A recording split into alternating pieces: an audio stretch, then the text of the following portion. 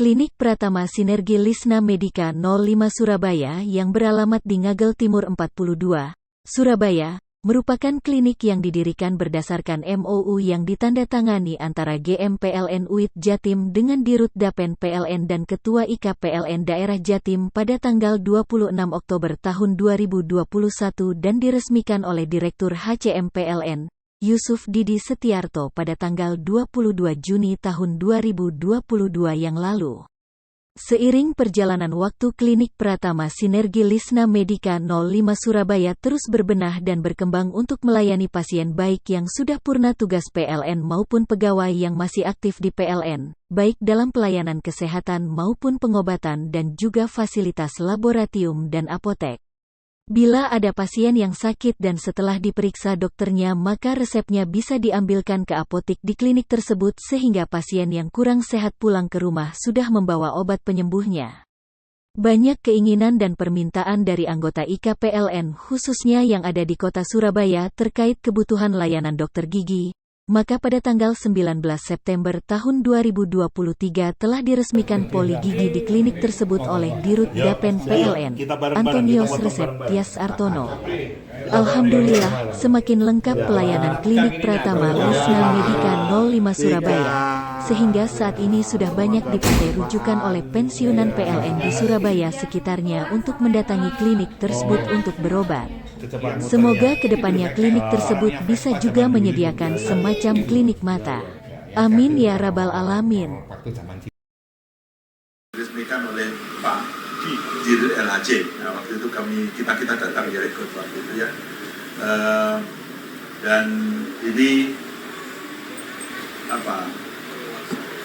kelanjutan dari program itu kita tambahkan fasilitasnya karena kalau nggak salah ini izin kliniknya keluar kalau ada poliklinik giginya kalau nggak salah gitu ya.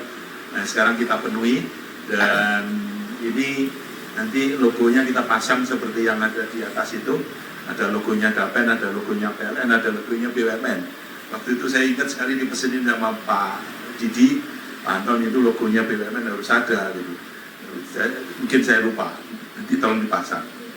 Tapi gini, intinya PLN tentu sangat concern sekali seperti tadi yang kita bahas di UID Jawa Timur waktu kita terkait dengan sosialisasi program dana pensiun. Di dalamnya juga ada pelayanan kesehatan yang menurut kita itu sesuatu yang luar biasa yang diberikan oleh perusahaan kepada kita semua, baik yang pegawai aktif maupun yang sudah pensiunan.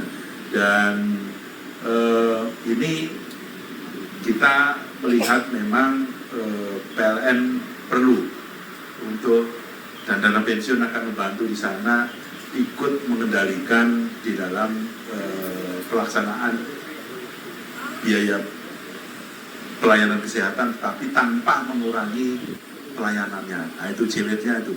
Ini dua hal yang berbeda sekali, tapi diminta disinkronkan kan gitu ya. Nah satu hal yang akan dilakukan oleh dana pensiun, di samping kita membuka klinik seperti ini klinik yang namanya nomor 5 ya, sinergi yang nomor 5, tetapi sebetulnya fisiknya ada 4 ya. Ada di Blok M, terus kemudian ada di Garut. Kenapa di Garut? Dilalah dulu ketua koperasinya di sana itu sudah punya klinik, tapi sempat mati, terus kemudian minta diajak kerjasama karena kekurangan modal kerja. Ya sudah, kita dorong ke situ lah gitu ya. Terus satu lagi di Cawang, terus kemudian ini yang terakhir. Sebenarnya kita ingin nambah lagi, tetapi dengan cara yang berbeda. Dan ini juga didorong oleh Pak Gubernur langsung, bukan mahal juga. Karena ada partner asingnya juga rupanya dia. Nah kalau udah kita beritahu bahwa kita sudah begini-begini, tolong dan beliau janji untuk manggil direkturnya, dirutnya Kimia Farma Diagnostik untuk merespon apa yang ditawarkan oleh dana pensiun. Nah, kita tunggu ya, mudah-mudahan itu tetap berlanjut. Nah, khusus untuk yang acara di sini, saya kira ini melengkapi fasilitas ini. Terima kasih diingetin oleh Pak Diananto. Sebetulnya acara ini kemarin agak sedikit mendadak gitu ya, tapi misinya saya kira bagus. Jangan sampai ada teman-teman PLN para pensiun di sini. Sebetulnya ini klinik kita bersama ya. Ini investasinya, duitnya dari kita juga. Jadi ini dana kita semuanya kita manfaatkan sebaik-baiknya. Kalau rumahnya nggak jauh atau tidak terlalu terpaksa harus atau sifatnya emergensi, monggo silakan berobat ke klinik terdekat. Tapi kalau misalnya dimungkinkan untuk datang ke sini, monggo kita datang ke sini. Dan mudah-mudahan nanti kalau misalnya Kimia Farma Diagnostik betul-betul menjadi kepemilikan saham kita, maka Bapak Ibu akan akses ke fasilitas kesehatan akan makin mudah. Kita ini kalau sudah senior kan penyakitnya udah mulai muncul gitu ya. Saya dulu nggak pernah sakit gigi, sekarang sudah dicabut ini Pak Sato gitu. Jadi memang sudah mulai muncul problemnya gitu ya. Dan itu sesuatu yang wajar saja. Sehingga dengan cara seperti terus kemudian harus ke klinik pertama terus bayar 60.000, terus bayar berapa 120 gitu kan tadi. Nah, sudah ada solusi. Assalamualaikum warahmatullahi wabarakatuh. Waalaikumsalam warahmatullahi wabarakatuh. Alhamdulillah sekalian kita hadir hari ini yang terhormat kawan sebagai Dirgapen sopir Kadasin Jati kami Pak Bambang Pak Canto sebagai dirnya RTT Pak Ujang Toto Pak Saidi Bapak Ibu semuanya hadir terima kasih mengucapkan sebenarnya Pak Anton dan Pak Bambang, klinik ini adalah kantor DKPM daerah yang kedua. Ini biasanya Medika 5 kan, ini kedua Pak. Karena pengurus kami pada di sini Pak. Jadi mau kumpul, tapi kan rapat atau loro atau apa gitu. Tapi itulah hiburan kita sebagai orang yang benar. Ya. Dan kenapa saya kemarin nelfon Pak Anton Pak? Karena Pak Faisal lapor sama saya, Pak, saya segera menyampaikan ini nih. Saya musik loh. Karena diledakkan lagi ke Surabaya. Kenapa nggak diinfalmatkan? Komentar karena Pak, terus terang aja klinik ini ada ceritanya Pak. Patuh COVID tinggi itu Pak. Ya pengurus kami nanti saya ngobrol Pak.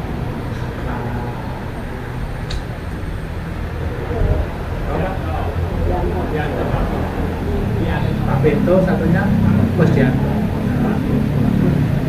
Jadi saya karena saya sebagai pensiunan, saya berkewajiban satu menyangkut yang meninggal. Saya bisa mengatakan Pak harus clear itu, terus kemudian uang buka dan lain-lain. Nah, di saat itu saya merenung ternyata waktu COVID itu Pak, mencari rumah sakit juga susah, mencari dokter susah, nyari obat juga susah.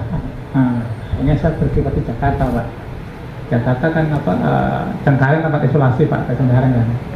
Terus saya berpikir-pikir, akhirnya saya sama GM Pak Adi, saya minta tolong. Waktu itu sebenarnya isolasi yang saya dulu Pak GM Pak, rumah dinas PLN Pak, yang nganggur-nganggur. Pak Gordo kan besar-besar Pak, karena kebesaran nggak ada orang pakai, itu mau saya pakai. Akhirnya apa? Pak GM-nya oke, di bawahnya jangan Pak, itu komplek elit. Nanti masuk ke isolasi, diprotes tonggo-tonggo, mundur. Akhirnya saya usul, ini banyak rumah dinas yang tidak terpakai. Jadi awalnya ini sebenarnya dulu direhab dalam rangka semacam gesosnya major ULP kalau ke Surabaya. Ya. Jadi sebenarnya waktu itu saya nggak tahu ya. Sini terbaru lagi sana Pak, tempat kita kan. Saya bilang sama Pak Adi, Pak Adi, tolonglah, terus cepat kayak gini. Saya kemarin tempat itu Pak, karena Bapak nggak tahu sebelah masuk ada monggo kita kembangkan, karena saya dapat info sebelah itu rumah dinasnya PLN berubah jadi 15 kamar kos, tapi hanya dibuat oleh PLN. Nah, perjalanan kita kemarin mengeksekusi teman-teman Purna, Pak Agus semuanya, insya Allah ini akan bermanfaat. Tinggal kontrol kita lebih lanjut dan kalau mau bersaing kembali Pak, kita sudah keluar dari patung. Kalau Pak Anto tadi cerita Masa Bio Farma, teman-teman ngeledek Pak, Pak Faisal itu nek nang dokter PLN Kimia Farma diantar ke rumah. Kalau sini kan belum Pak, ambil ke klinik gitu kan. Nah ini Saya bilang hati-hati, ini pensiunan juga nang klinik, ongkosnya macam-macam, terus nek melakukan giliang-gilir gitu Pak.